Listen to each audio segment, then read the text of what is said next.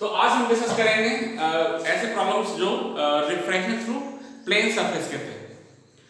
Refraction through plane surface में जिसका मतलब हम लोग बेसिक कॉन्सेप्ट ऑफ रिफ्रैक्शन देखे थे, ठीक है, और वहाँ पे हमने स्नेल्स लॉ को यूज किया था और छोटे मोटे रिलेशंस हमारे थे।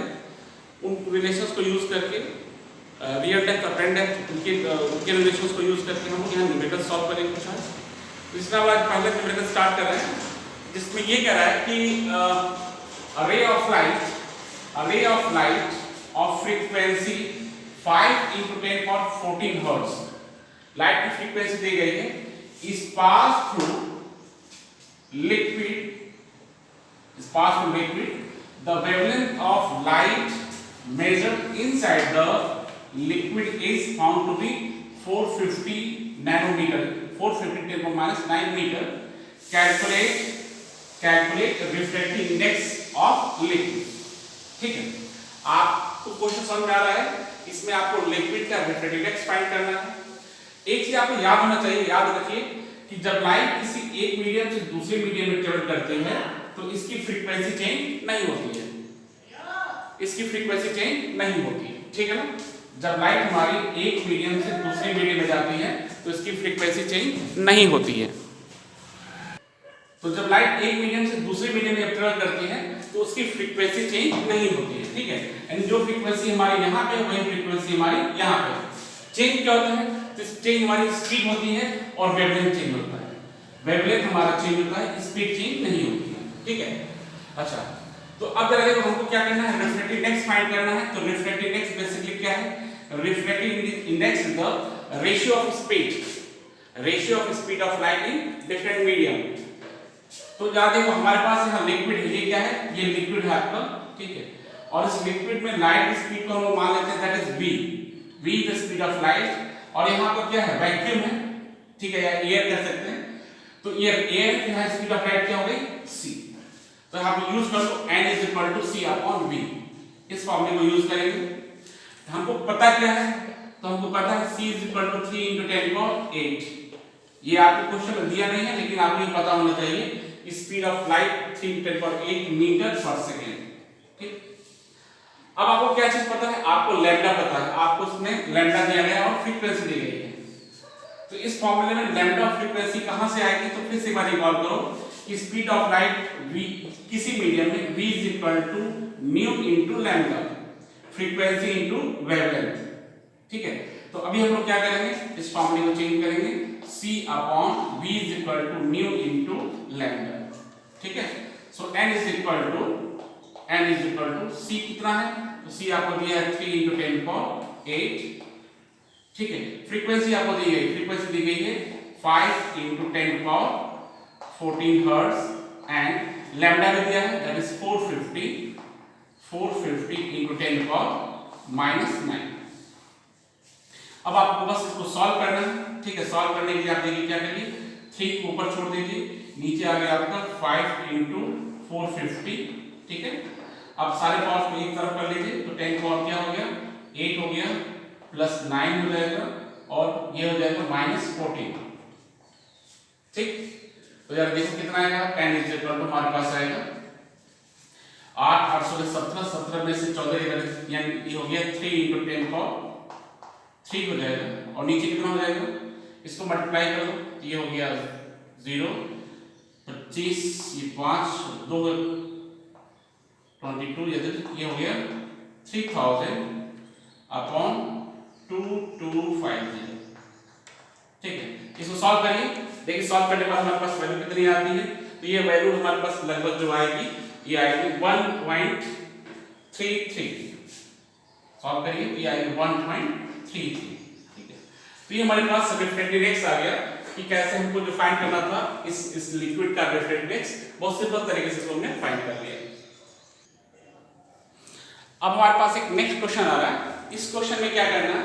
कह रहा है कि light of wavelength 6000 angstrom is in air, ठीक है, enters a medium with the refractive index 1.5, what will be the frequency and wavelength of light in that medium, ठीक है। वेवलेंथ ऑफ लाइट दी गई है, ठीक है। Wavelength of light that is 6000 angstrom, air में दिया है। ये लाइट कहां कर रही है, इंटर कर रही है, ये किसी मीडियम में इंटर कर रही है जिसका रिफ्रैक्टिव इंडेक्स क्या है 1.5।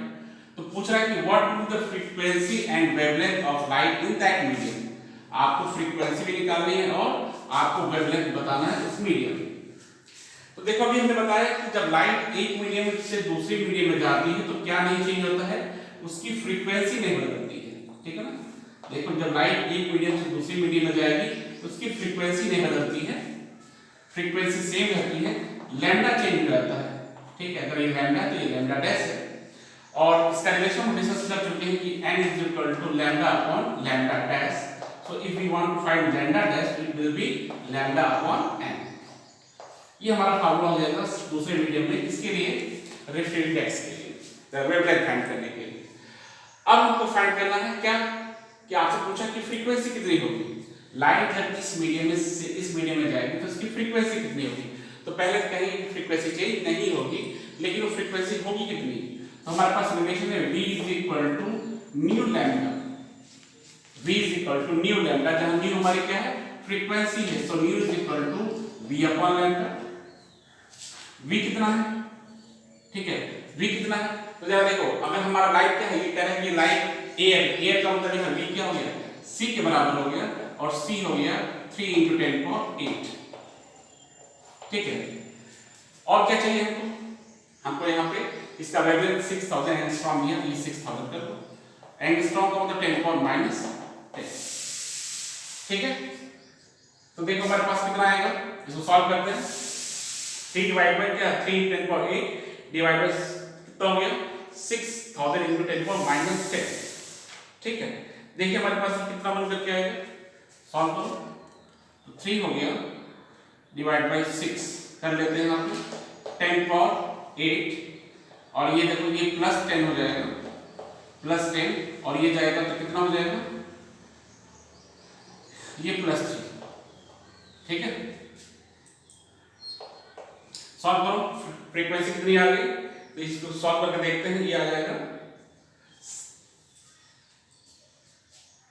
ये हो गया 0.5 ×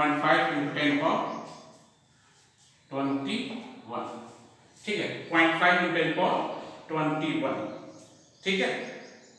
c कितना है, c दिया है 3 × 10⁸, लैम्डा दिया है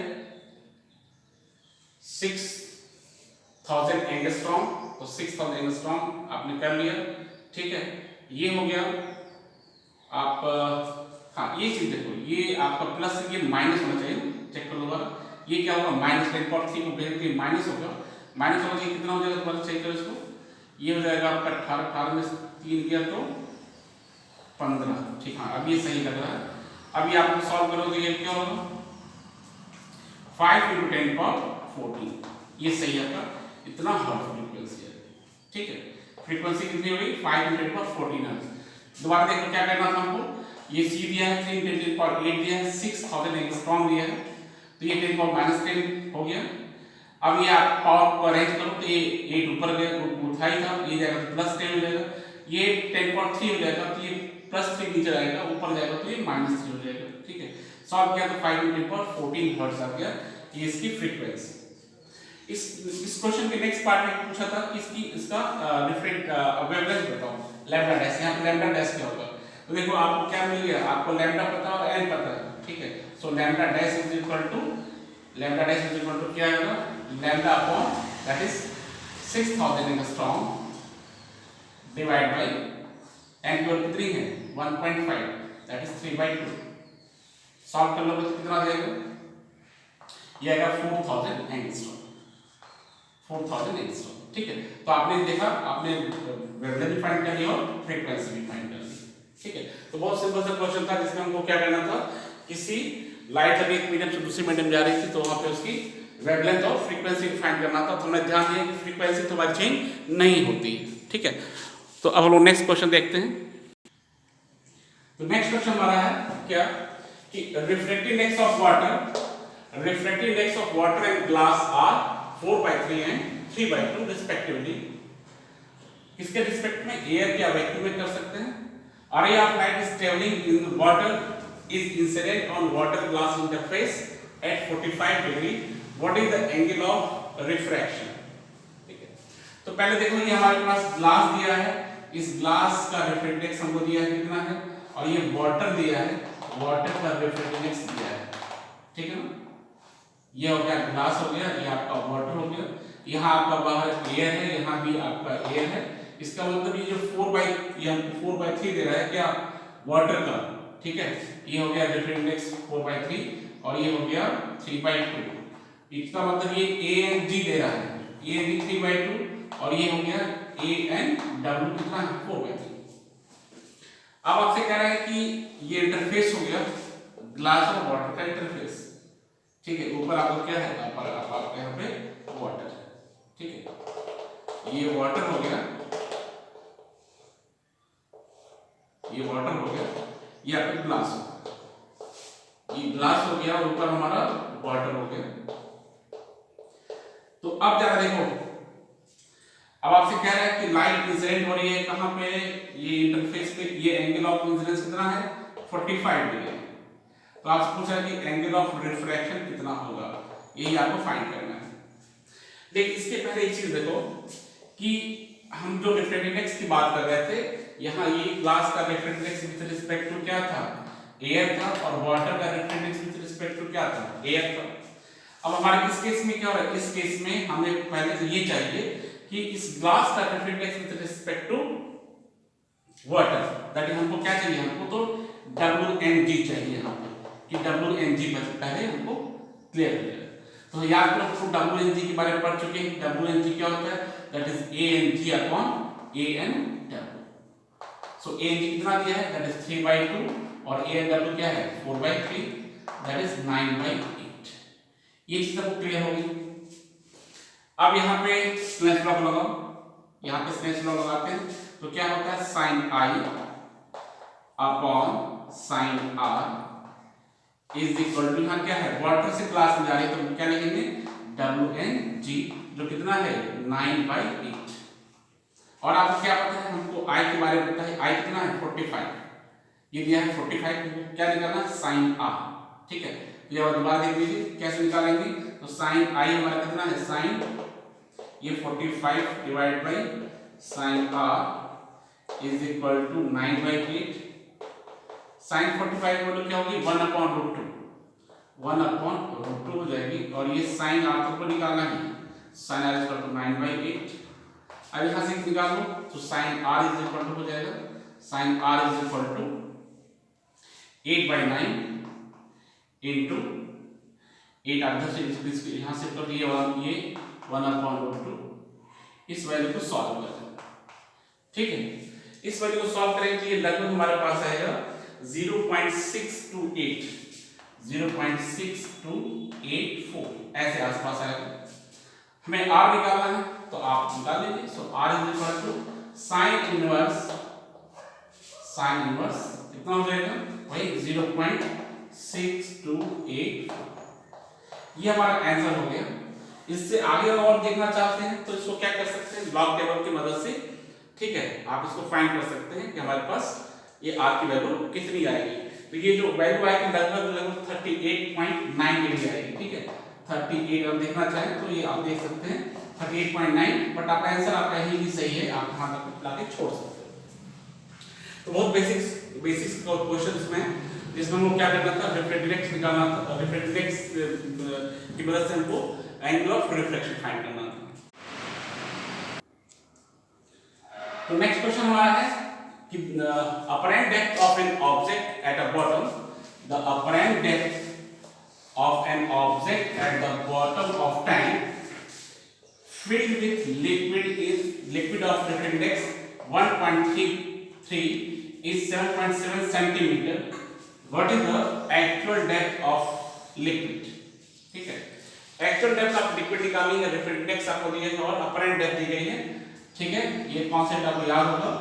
अगर हमारे पास कोई ऑब्जेक्ट है, ठीक है, और ये ऐसे यहाँ बॉटम पे रखा हुआ है, ये हमारा लिक्विड है या कोई भी रिफ्रैक्टिव मटेरियल हो सकता है। ये ऑब्जेक्ट का इमेज हमारा यहाँ का बनकर के यहाँ बनता है, ये हमारा हो गया, ये रियल डेप्थ हो गई, ये रियल डेप्थ है और ये हमारी अपरेंट डेप्थ है, ठीक है। तो हमने इसका रिलेशन फाइंड किया था कि इसका रिफ्रैक्टिव इंडेक्स n है, तो refractive index n refractive index is equal to real depth upon apparent depth, apparent depth. ठीक है, हमें क्वेश्चन में क्या क्या दिया है, हमको रिफ्रैक्टिव इंडेक्स दिया 1.33 दिया गया है, और आपको क्या दिया है, आपको अपरेंट डेप्थ दी गई है, अपरेंट डेप्थ दिया गया है वो कितना है 7.7। तो आपको निकालना है actual depth, that is real depth निकालना है। ठीक है, रियल डेप्थ निकालना है, बहुत सिंपल सा क्वेश्चन था आपका। ये अपरेंट डेप्थ दिया गया 7.7। ठीक है, तो रियल डेप्थ के लिए यानी रियल डेप्थ आपकी निकल गई, आप सिंपल मल्टीप्लाई कर दो। ठीक है, 1.33 इंटू 7.7। ठीक है, देखो ये सॉल्व करोगे तो ये वैल्यू आपको लगभग जो आएगी 10 सेंटीमीटर के आसपास आएगी, 10.01 सेंटीमीटर। ठीक है, ये हो गया, बहुत सिंपल सा क्वेश्चन है इसमें।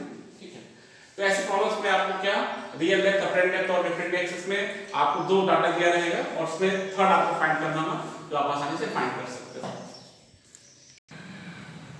तो नेक्स्ट क्वेश्चन हमारे पास है, बहुत सिंपल सा क्वेश्चन ये भी है कि the velocity of light in glass is 2 × 10⁸ metre per second. ठीक है, और एयर में दिया है 3 × 10⁸ metre per second. By how much could an ink dot appears to be raised when covered by the glass plate 6 centimetre thick. ठीक है, question ये कहना चाह रहा है कि अगर हमारे पास एक इंक डॉट है, जो यहाँ देखिए ये ग्लास थिक 6 सेंटीमीटर की थिक ग्लास प्लेट है, इसके नीचे यहाँ एक इंक डॉट है। ठीक है, तो ये इंक डॉट कितना अपीयर होगा, यहाँ पे कितना शिफ्ट हो गया, यानी पता कि ऑब्जेक्ट यहाँ है, इसका इमेज आपका यहाँ बनेगा, तो आपसे ये शिफ्टिंग पूछ रहा है कि ये शिफ्ट कैसे होगा। आपको क्या दिया, आपको रियल डेप्थ दिया है। ठीक है, रियल डेप्थ दिया है तो आप अपरेंट डेप्थ निकाल लीजिए और रियल डेप्थ में से अपरेंट डेप्थ को माइनस कर दीजिए। तो बहुत सिंपल सा तरीका है, क्या refractive index n is equal to real depth, ठीक है ना, real depth upon apparent depth. ठीक है, अपॉन अपरेंट डेप्थ। तो क्या क्या पता है हमको देखिए रियल डेप्थ पता है, अपरेंट डेप्थ फाइंड करना है n। रिफ्रैक्टिव इंडेक्स कैसे निकलेगा, तो रिफ्रैक्टिव इंडेक्स के लिए इन्होंने पहले हिंट दे दिया है, स्पीड ऑफ लाइट दे रखी है इस मीडियम में और एयर में। ठीक है, तो आपको क्या से फाइंड करना होगा, n is equal to c upon v। ठीक है, c अपॉन v का मतलब 3 × 10⁸ हो गया और ये हो गया 2, दैट इज ये हो गया 3 × 10⁸ डिवाइड बाय 2 × 10⁸। तो ये आपका 10⁸, ये कितना हो जाएगा, ये आपका 1.5। ठीक है, so n is equal to 1.5 और ये रियल डेप्थ कितना दिया है, ये 6 सेंटीमीटर दिया है। आपको क्या निकालना है, अपरेंट डेप्थ निकालना है, अपरेंट डेप्थ को निकाल लीजिए, फिर शिफ्टिंग निकालेंगे हम लोग। ठीक है, अपरेंट डेप्थ निकालो, ये हो गया apparent depth is equal to, ये कितना हो जाएगा, ये 6 divide by 1.5 that is 15 4 times divide हो गया, यानी अपरेंट डेप्थ कितना हो गया 4। तो ये डिस्टेंस आपकी कितनी हो गई, 4 हो गई और ये डिस्टेंस 6 थी।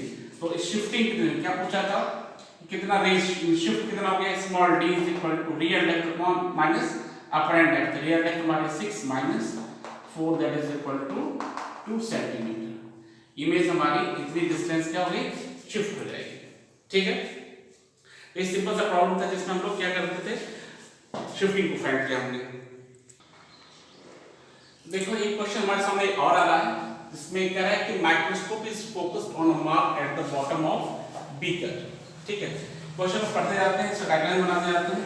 एक बीकर है जो कैसा है, इसमें ये एम्प्टी खाली बीकर है और इस खाली बीकर में क्या किया है, एक मार्क यहाँ बना दिया, बॉटम में एक मार्क बना दिया गया। देखो यहाँ पे एक मार्क बना दिया गया, यहाँ बिल्कुल उसमें कुछ है नहीं, ये खाली है। इसको फोकस कर रहे हैं, यानी यहाँ किससे, माइक्रोस्कोप लगा करके यहाँ इसको फोकस किया गया है। ठीक है, माइक्रोस्कोप की मदद से इसको क्या किया गया है, फोकस किया गया है। तो इसका इमेज हमको साफ साफ दिख रहा है, इस पर जो फोकस कर दिया गया है तो ये हमको साफ साफ दिख रहा है। ठीक है, अब क्या कर रहे हैं कि इस माइक्रोस्कोप, ठीक है, the microscope is then raised to 1.5 centimetre. अब कह रहे हैं कि इस माइक्रोस्कोप को क्या कर रहे हैं हम लोग, थोड़ा सा ऊपर जा रहे हैं, थोड़ा सा मतलब वो कितना हो गया, ये 1.5 सेंटीमीटर, यानी इसकी शिफ्टिंग कितनी हो गई, ये हो गई 1.5 सेंटीमीटर। यानी जब हम माइक्रोस्कोप को ऊपर रेज कर देंगे तो इसका इमेज हमको साफ नहीं दिखेगा। पहले माइक्रोस्कोप यहाँ था, इसको हमने फोकस किया, ये हमको दिखाई दिया। अब माइक्रोस्कोप हमने 1.5 सेंटीमीटर पर शिफ्ट कर दिया, तो इसका मतलब ये जो इसका जो इमेज हमको अभी साफ दिखेगा नहीं, ठीक है। क्यों नहीं दिखेगा, क्योंकि ये फोकस ये जो था इसके लिए फोकस था। अब आप ये क्या है 1.5 सेंटीमीटर आपने इसको शिफ्ट कर दिया। ये दिखता, ये वाला ऑब्जेक्ट इसको दिखता कब, जब ये वाला ये ऑब्जेक्ट है ये यहाँ रहता तब, यहाँ रहता तब का मतलब ये कितना, इसको भी 1.5 कर देते, ठीक है ना, इसको भी यहाँ शिफ्ट कर देते तब इसके लिए दिखता। अब आपसे क्वेश्चन ये पूछ रहा है कि दोबारा देखो क्या पूछ रहा है कि to what height must be poured, ठीक है, water must be poured in the beaker to bring mass again focus, यानी इसमें कितना लिक्विड को भर दें, लिक्विड का मतलब यहाँ वाटर कितना भर दें कि इस माइक्रोस्कोप के लिए क्या हो जाए, ये वापस इसको दिखाई देने लगे। तो ऑब्वियसली जब इस पे लिक्विड भरेंगे तो इसका इमेज हमारा कहाँ होगा, शिफ्ट होगा, और ये तभी दिखाई देगा जब ये कितना होगा 1.5 सेंटीमीटर होगा। तो आपसे पूछा गया इतनी की हाइट, यानी अब ये देखो आपको क्या पूछा है, आपको रियल डेप्थ पूछा है, रियल डेप्थ पूछा है, और आपके पास ये क्या दिया है, ये शिफ्टिंग दिया है, ये आपको शिफ्टिंग पता है, ये और ये क्या है रियल डेप्थ पता है, रियल डेप्थ फाइंड करना है, और आपको क्या पता है, आपको इसका रिफ्रैक्टिव इंडेक्स पता है, इसका रिफ्रैक्टिव इंडेक्स पता है। तो हमारे पास एक रिलेशन है जैसे हम लोग फाइंड कर सकते हैं क्या, शिफ्टिंग का फार्मूला देखिए, shifting D is equal to ये शिफ्टिंग है D is equal to T bracket में 1 माइनस 1 अपॉन ANW, जो भी लिक्विड है उसके लिए, ठीक है। क्या निकालना है, T निकालना है। तो जरा देखो हमारे पास D कितना है, तो D दिया है 1.5, T हमको फाइंड करना है 1 माइनस 1 अपॉन ANW कितना है 4/3, दैट इज ये 4/3 दिया है, ठीक है। सॉल्व कर लेते हैं तो T ब्रैकेट में 1 माइनस ये हो गया 3/4 हो जाएगा, इसको सॉल्व कर लेंगे तो देखो T ये 1/4, ठीक है। अब ये 1 पॉइंट क्या है 5 है, so T is equal to 1.5 into कितना हो जाएगा 4, मल्टीप्लाई करो कितना आ गया आपका, ये आ गया 6.0 सेंटीमीटर। यानी हमको लिक्विड कितना भरना पड़ेगा, 6 सेंटीमीटर हाइट का लिक्विड भरेंगे, वाटर भरेंगे, तब वो जाकर के इस माइक्रोस्कोप को हम लोग ये तभी इसके लिए हमको ये इमेज फोकस हो जाएगी, ठीक है। तो ये हमारा प्रॉब्लम था, बड़ा सिंपल सा प्रॉब्लम था। नेक्स्ट प्रॉब्लम देखते हैं।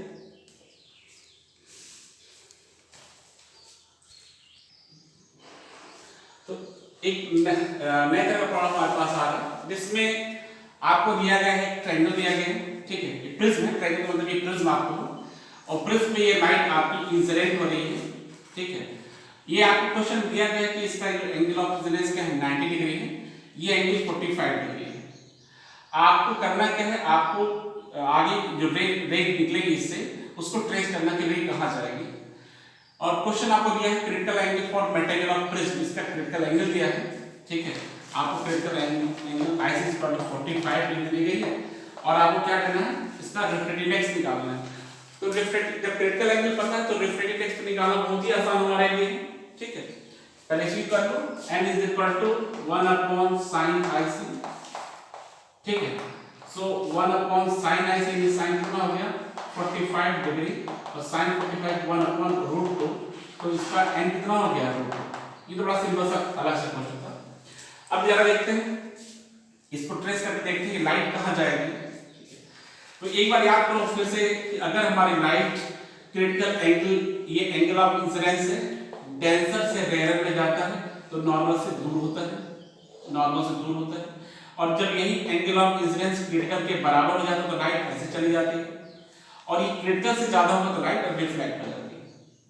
यानी क्रिटिकल एंगल तक अगर जाए तो ये सरफेस से चला जाएगा, और क्रिटिकल एंगल से ज्यादा होगा तो लाइट क्या होगी, ये हमारी रिफ्लेक्ट हो जाएगी, ठीक है।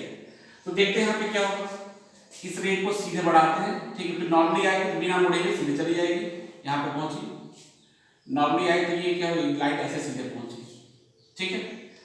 अब इस सरफेस का नॉर्मल यहां बना लो, ठीक है। ये 45 है, ये 90 हो जाएगा, तो ये एंगल कितना हो जाएगा 45, ठीक है। ये आपकी रे ऐसे आ रही है और ये आपका नॉर्मल है, तो ये जो एंगल ऑफ इंसिडेंस होगा ये कितना हो जाएगा 45 डिग्री, ठीक है।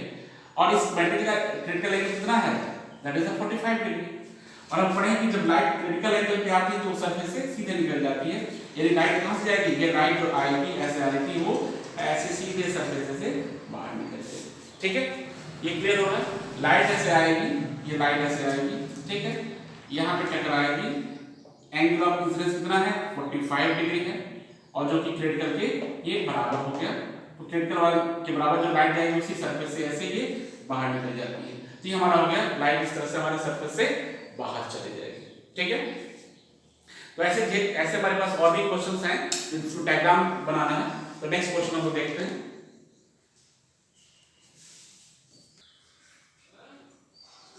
देखो ऐसे क्वेश्चन हमारे पास सामने एक और आ रहा है, जैसा हमने जस्ट पिछला लगाया था। एक ट्रायंगल दिया है, इस ट्रायंगल में आपको एंगल दिए हैं 30, 60 और ये आपको 90 दिया गया है। आपको फाइंड क्या करना है, अच्छा आपको दिया है क्रिटिकल एंगल, इस प्रिज्म के मटेरियल के लिए इसका एंगल दिया है 42 डिग्री और इसका रिफ्रैक्टिव इंडेक्स 1.5 दिया है। You have to find calculate the angle of emergence I2, यानी जो लाइट हमारी बाहर निकलेगी उसके लिए एंगल ऑफ इमर्जेंस निकालना है। तो पहले इसका रेट ट्रेस करते हैं, रेट ट्रेस करके देखते हैं ये लाइट कहां जा रही है। तो जरा देखिए ये लाइट ऐसे नॉर्मली आ रही है, सीधे जाएगी और यहां टकराएगी, ऐसे आके यहां टकराएगी, ठीक है। टकराएगी तो पहले हम लोग यहां पे तो नॉर्मल बना लेते हैं और देखते हैं ये एंगल कितना है, ठीक है, ये एंगल ऑफ इंसिडेंस कितना बनता है। तो देखो ये 30 डिग्री है, ये आपका ये 90 है, तो ये आपको कितना हो जाएगा 60, और ये आपका परपेंडिकुलर है तो ये आपका हो जाएगा 30 डिग्री, यानी लाइट क्रिटिकल एंगल से कम पे आ रही है, ठीक है। अगर ये 42 डिग्री होगा तो लाइट ऐसे सीधे चली जाती, 42 से ज्यादा होता तो लाइट ऐसे चली जाती, ठीक है। लेकिन ये 42 से कम है तो लाइट क्या हो गई इमर्ज होगी, और ये डेंसर से रेयर बन जाएगी तो नॉर्मल से क्या हो जाएगी दूर जाएगी, ठीक है। ये टॉन लाइट ऐसे ये ऐसे निकल जाएगी, और यही हमारा एंगल ऑफ इमर्जेंस I2 है, इसी को फाइंड करना है। तो हमने क्या फाइंड कर लिया, एंगल ऑफ इंसिडेंस फाइंड कर लिया, और ये क्या है हमने रिफ्रैक्टिव इंडेक्स भी फाइंड कर लिया, ये क्या वैल्यू है 1.5, ठीक है। तो लाइट हमारी कहां से कहां जा रही है, लाइट हमारी ये देख लो, ये जो रिफ्रैक्टिव इंडेक्स दिया गया है वो क्या, ये 1.5 दिया गया है, और ये एंगल ऑफ इंसिडेंस आपको हमने 30 डिग्री निकाल दिया है। तो अभी हम, ठीक है, तो ये एंगल ऑफ इंसिडेंस कितना 30 डिग्री है, और ये एंगल ऑफ रिफ्रैक्शन आपको फाइंड इमर्जेंस फाइंड करना है। आपको यहाँ ये ग्लास का बना हुआ तो आपको ANG कितना दिया है, ANG दिया है 1.5, ठीक है। तो एक चीज दोबारा देखो कैसे यहाँ पे इस पॉइंट से स्नेल्स लॉ को लगाते हैं। स्नेल्स लॉ क्या करता है कि sin I upon sin R, sin I upon sin R, ठीक है। लाइट कहां से कहां जा रही है, ग्लास से एयर में जा रही है, तो क्या लिखोगे GNA, ठीक है। sin I को कितनी है, तो sin I हमारी 30 डिग्री है, sin I हमारी 30 डिग्री है, ठीक है। sin R, तो sin R का मतलब ये sin I2 हो गया, और ये GNA हमको क्या दिया है ANG दिया है, ठीक है। तो ये आप लिखाएंगे 1/ANG, ठीक है। अब इसे सॉल्व करना है, ANG की वैल्यू कितनी दी गई है, तो ANG की वैल्यू को दी गई है 1.5, तो sin I2 देखो sin I2 is equal to क्या हो गया ANG into sin 30, ठीक है। दोनों वैल्यू पता है, sin ANG हमारा 1.5 है और sin 30 कितना है, ये 1/2, दैट इज 0.75, ठीक है। सो I2 will be sin inverse 0.75, ठीक है। ये वैल्यू हम निकाल सकते हैं, और फाइनली हमने इसको देख लिया कि वैल्यू हमारी यानी एंगल ऑफ इमर्जेंस हमारा कितना आ रहा है, ठीक है। तो एक नया क्वेश्चन फिर से देखते हैं, बहुत ही अच्छा क्वेश्चन है।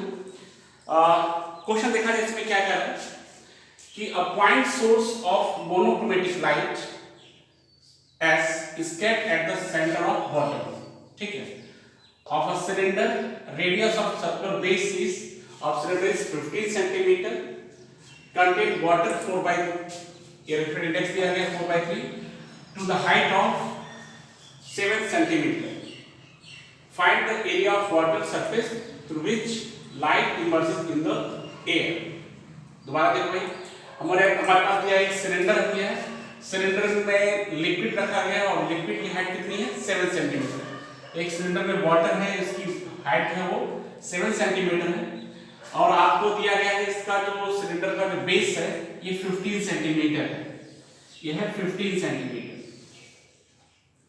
ठीक है, अब आपसे क्या पूछ रहा है, आपसे ये पूछ रहा है कि find the area of the water, area of the water surface through which light emerges in the air. ठीक है, आपको बताना वो सरफेस का एरिया निकालनी जिसमें लाइट क्या है उससे, उस सरफेस से क्या है बाहर चले। ठीक है ना, तो जरा पहले इस कॉन्सेप्ट को समझो कि अगर ये सोर्स एस हमारा है ना और इससे लाइट चल रही है तो कौन कौन सी लाइट इससे बाहर निकलेगी। तो जो लाइट इससे सीधे जाएगी वो बाहर निकलेगी। ठीक है, जो लाइट सीधे जाएगी वो क्या होगी बाहर निकलेगी। और ऐसे करते करते ध्यान सुनना क्या बोलते हैं, ऐसे करते करते हमने देखा कि अगर लाइट का कुछ और एंगल है तो लाइट ऐसे रिफ्रैक्ट होगी यानी इस सरफेस से बाहर निकल जाएगी। ऐसे हमारे पास कंडीशन आएगी कब तक, जब तक कि ये एंगल ऑफ इंसिडेंस क्रिटिकल के बराबर ना हो जाए। ये क्रिटिकल के बराबर होगा तो ये लाइट क्या होगी सरफेस से सीधे निकल जाएगी और उससे ज्यादा एंगल बढ़ाएंगे तो लाइट रिफ्लेक्ट हो जाएगी। इसका मतलब ये हो गया कि इस जो अच्छा जो पोर्शन इधर होगा वही पोर्शन हमारा इधर भी होगा, ध्यान देना। तो इसका मतलब इस इतने पोर्शन से लाइट क्या होगी, ये लाइट हमारी बाहर निकलेगी, बाकी रिमेनिंग पोर्शन से लाइट हमारी बाहर नहीं निकलेगी। ठीक है, दोबारा समझो, वो लाइट ही इससे बाहर निकल पाए, जैसे कि जो लाइट सीधे जा रही है तो बाहर चली जाएगी। ठीक है, अगर लाइट ऐसे गई, ठीक है, इस सरफेस पे गई, ये angle of incidence obviously critical से हमारा बहुत कम है तो लाइट इससे बाहर निकल जाएगी। ठीक है, ऐसे करते करते यानी क्रिटिकल एंगल तक जब पहुंचेगा तो लाइट क्या होगी, लाइट आपके से बाहर निकल जाएगी, सरफेस निकल जाएगी, यानी इस एरिया से बाहर निकलेगी, ये इससे टच करती जाएगी और इससे ज्यादा बढ़ाने पर लाइट क्या होगी, ये रिफ्लेक्ट हो जाएगी। ठीक है, तो इसका मतलब यहाँ दोबारा मतलब देखो, ये हमारे पास ये कंडीशंस हो गई, यानी हमारा सोर्स हो गया और ये हमारा ये नॉर्मल हो गया, ये हमारा एंगल ऑफ इंसिडेंस हो गया जो क्रिटिकल के बराबर हो गया। ऐसे कंडीशन में लाइट हमारे ऐसे निकल जाएगी और यहाँ पे भी लाइट ऐसे आपकी बाहर चली जाएगी। ठीक है, यानी जो एरिया फॉर्म होगा वो यही वाला फॉर्म होगा। ठीक है, और इसका एरिया कैसे निकलेगा, इसका निकलेगा एरिया पाई आर स्क्वायर से।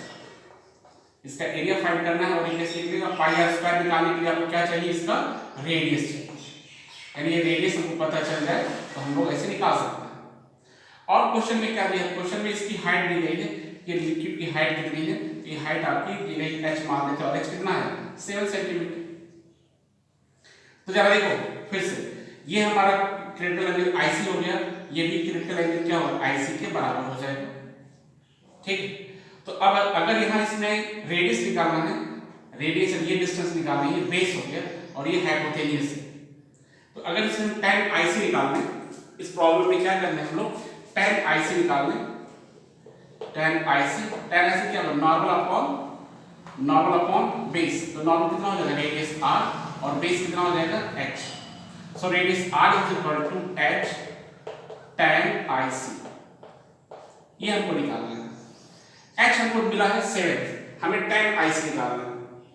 tan IC के लिए हमको क्या करना होगा, ध्यान देना, ये क्रिटिकल एंगल हो गया। ठीक है, और हम पढ़ चुके हैं कि क्रिटिकल एंगल क्या फॉर्मूला है, क्रिटिकल एंगल यानी sin IC is equal to 1 अपॉन ANT। ठीक है, तो ये हमारे पास क्या है 1 अपॉन ANT कितना दिया, दैट इज 4/3, यानी sin IC कितना हो गया, sin IC is equal to 3/4। अब हमें क्या चाहिए, sin IC मिल गया तो हम निकालो tan IC चाहिए, तो tan IC निकालो। tan IC कैसे निकलेगा, तो आप बस देख लो, sin IC का मतलब ये हो गया, मान लीजिए आपकी IC हो गई, sin का मतलब हो गया ये नॉर्मल अपॉन हाइपोटेन्यूज, p कितना हो जाएगा 16 under root 16 minus 3 under root 16 minus 3 का स्क्वायर करिए 9, दैट इज रूट 7 हो जाएगा। इट मींस जो हमारे पास आएगा tan IC tan IC कितना हो जाएगा? तो tan IC हमारे पास, या tan IC निकालना है, tan IC क्या हो जाएगा? tan नॉर्मल अपॉन बेस पे 3 अपॉन रूट 7, सब कुछ मिल गया हमको। So r is equal to h की वैल्यू कितनी है? तो h की वैल्यू 7 है, 7 और tan IC है 3 अपॉन रूट 7, 3 अपॉन रूट 7। अब इसको सॉल्व करना है, ठीक है। सॉल्व करने के इसकी वैल्यू हमारे पास आएगी 3 रूट 7, ये करेंगे तो क्या आएगा? 3 रूट 7। अब आपको क्या करना है? आपको ये एरिया फाइंड करना है। एरिया के लिए क्या करोगे? एरिया निकलेगा पाई आर स्क्वायर, ठीक है। पाई आर स्क्वायर का मतलब ये हो गया 22/7 कर ले यहाँ पे, और आर कितना हो गया? 3 × 3 × 7, ठीक है। सॉल्व कर लो, ये कितना आ जाएगा? 198, लगभग ये 198 सेंटीमीटर, ठीक है। तो बहुत अच्छा सा प्रॉब्लम दिया है जिसमें आपको एरिया निकालना था। दोबारा बात देख लो, इस प्रॉब्लम में क्या कह रहा है? इस प्रॉब्लम में कह रहा है कि आपके पास एक सोर्स है, जो एक बीकर में पानी रखा हुआ है। इस बीकर में जो पानी की हाइट है वो 7 सेंटीमीटर। इस 50 की कहीं जरूरत हमको नहीं लग रही है। आपको बताना है कि जो लाइट यहाँ से कितने एरिया से लाइट यहाँ बाहर निकलेगी, इस सरफेस से कितने एरिया से लाइट बाहर निकलेगी। तो लाइट वही बाहर निकलेगी जो क्रिटिकल एंगल से कम एंगल में यहाँ आएगी। तो हमने देखा कि क्रिटिकल एंगल पे लाइट सीधे निकल जाएगी, और से ज्यादा होने पर लाइट रिफ्लेक्ट हो जाएगी, उसी मीडियम में रिफ्लेक्ट हो जाएगी। तो हमने माना कि ये हमारा एरिया है, इससे लाइट बाहर निकलेगी। इसका एरिया निकालने के लिए पाई आर स्क्वायर चाहिए। पाई आर के लिए आपको ये r चाहिए, आपको यहाँ h दिया है, तो tan थीटा यानी tan IC लगा करके हम tan IC लगा करके रेडियस को फाइंड कर लेंगे।